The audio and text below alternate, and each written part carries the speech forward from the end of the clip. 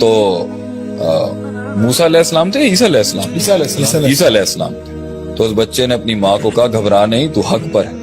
تو وہ بھی گئی اور وہ شہید ہو گئے. سارے کے سارے، اب آپ کے سوال کا جواب جو اتنی بڑی کہانی کے بعد آ رہا ہے وہ ہے سارے مسلمان فوت ہو گئے، سارے مسلمان شہید ہو گئے. سلطنت دقیانوس کی قائم رہی. دشمن جو اس کے دشمن تھے مسلمان، جن کو وہ اپنا دشمن سمجھتا تھا، وہ صفحہ ہستی سے ختم ہو گئے. مال بھی ختم، دولت بھی ختم، رتبہ بھی ختم، زندگیاں بھی چلی گئیں، اولادیں بھی جل گئیں، زندگی کا عیش ہی ختم ہو گیا. موت آ گئی، جوانیوں میں لوگ مر گئے. تو آج کے آپ کے سوال کے مطابق کہ کیا جو لوگ دنیا میں کام نہیں بنا سکے، نام نہیں بنا سکے، پیسہ نہیں بنا سکے، رتبہ نہیں بنا سکے، مقام نہیں بنا سکے، کیا وہ ناکامیاب ہیں؟ اللہ نے یہاں پر پوری قوم جھلس کے جل گئی اور شہید ہو گئی. تو تب یہ الفاظ بولے ذالک الفوز الکبیر، ذالک الفوز الکبیر. It is just not a success, indeed it's a great success.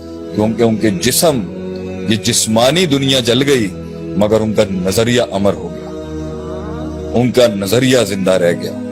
تو اگر آپ کی آئیڈیالوجی اور آپ کی سوچ زندہ رہ جائے، آپ کا عقیدہ کمپرومائز نہ ہو، آپ کا منہج کمپرومائز نہ ہو، اور جسم اور یہ دنیا چھن جاتی ہے، اللہ اس فزیولوجیکل سٹیٹ کی نہ اٹینمنٹ ہونے کو بھی ذالک الفوز الکبیر کہتے ہیں. نقطہ یہ ہے کہ اگر بہت نام بنایا، مقام بنایا، پیسہ بنایا، شہرت آئی، دولت آئی، بچے آئے، سوشل کانٹیکٹس آئے، تعلقات آئے، پاور آئی، مگر رب نہیں تھا، تو یہ خسارہ ہے. اور اگر پیسہ ہے، دولت ہے، نام ہے، شہرت ہے، طاقت ہے، اثر رسوخ ہے، بسطۃ فی العلم والجسم کے تحت، یہ بھی زبردست چیز ہے کہ دین بھی ہے اور دنیا کے اوپر بھی اس کو عبور ہے. اور تیس تو یہ بھی کامیابی ہے کہ دین بھی راسخ ہے اور دنیا بھی اس کی سٹرونگ ہے. اب دنیا نہیں ہے اور ناکامیابی لوگوں کے مطابق کہی جا رہی ہے، لیکن دنیا کے اندر زیادہ نہیں بنا سکا، کوشش کے باوجود نہیں بنا سکا، مگر اس کے دین کے پرنسپلز آج بھی کھڑے ہیں جیسے تھے. ذالک الفوز الکبیر. اور چوتھی کیٹیگری وہ ہے جو اپنی ہٹ درمی کی وجہ سے، لیزینس کی وجہ سے، پروکیسٹینیشن کی وجہ سے، اور کاہلی کی وجہ سے، اور سستی کی وجہ سے نہ آخرت بنا سکا اور نہ دنیا بنا سکا. اسے تو ہم مذموم کہیں گے نا، کیونکہ حدیث کے الفاظ ہیں، بات ذرا لمبی ہو گئی ہے کہ مسئلہ لوگ کہہ رہے ہیں زبردست. آپ نے تین قسم کی زمینیں ہوتی ہیں. ایک زمین وہ ہوتی ہے یمسک الماء و ینبت الکلا، جس پر پانی اندر بھی جاتا ہے، اس زمین کے اندر پانی اندر بھی جاتا ہے اور اوپر بھی کچھ کھڑا ہو جاتا ہے. زمین کے اندر کو بھی فائدہ دیتا ہے اور باہر والے بھی اس سے فائدہ اٹھاتے ہیں، جانور، چرند پرند وغیرہ. یہ تو اعلیٰ لیول کی کامیابی نا، خود بھی فائدہ اٹھایا، لوگوں کو بھی فائدہ دیا. دوسرا وہ ہے لا یمسک الماء و ینبت الکلا، پانی اندر تو ابزارب کر کے اندر کی دنیا کو نہیں کچھ فائدہ دیتا، لیکن اوپر جمع کر لیتا ہے، اوپر لوگوں کو فائدہ ہو جاتا ہے، اس کے بھی تو کچھ نہ کچھ بینیفٹس ہیں. مگر تیسرا ہے القیان، لا یمسک الماء ولا ینبت الکلا، نہ خود کو کچھ فائدہ دیا، نہ مخلوق کو کچھ فائدہ دیا، نہ خود کے لیے پروڈکٹیو رہا، نہ کسی اور کے لیے پروڈکٹیو رہا، نہ خود کے لیے ریمائنڈر بن سکا، نہ لوگوں کے لیے ریمائنڈر بن سکا، نہ خود کے لیے جنت کما سکا، نہ لوگوں کو جنت کما کے دے سکا. یہ تو بالکل ہی نکارہ ترین چیز ہوگی کہ جو نہ اسپرچویلٹی میں، نہ روحانیت میں کچھ بنا سکا اور نہ جسمانیت کے اندر کچھ بنا سکا. کیونکہ اگر روحانیت کے ہوتے ہوئے بھی پوری دنیا ایگزرٹ کرنے کے بعد اگر اس کے نصیب میں نہیں ہے، تو بلکہ یہ تو اعلیٰ ترین درجہ ہے کہ اللہ تعالیٰ نے اس کی روحانیت کو قائم رکھا، نہیں بن سکا، قدر اللہ ما شاء.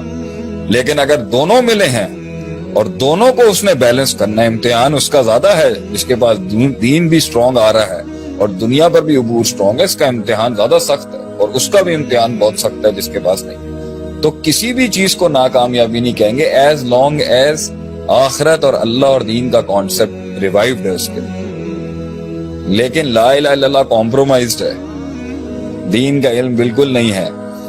جہد کے اندر اسلام کے لیے کوئی محنت کا تقاضا نہیں ہے اور کوئی کانسیپٹ نہیں ہے, اور قرآن حدیث سے کوئی تمسک نہیں ہے, امت کے لیے کچھ کرنے کا درد نہیں ہے, اسلام کو ریوائیو کرنے کی کوئی سوچ نہیں ہے. اور اس کو مائنس کر کے اگر آپ نے بزنس کرنا ہے, نام کمانا ہے, شہرت کمانا ہے, دولت کمانا ہے, تو according to the law of diminishing marginal utility جو ہم 10 سال پہلے پڑھاتے تھے, the more you will consume the lesser the utility will get. ایک دن آپ اس دنیا سے بور ہو جائیں گے.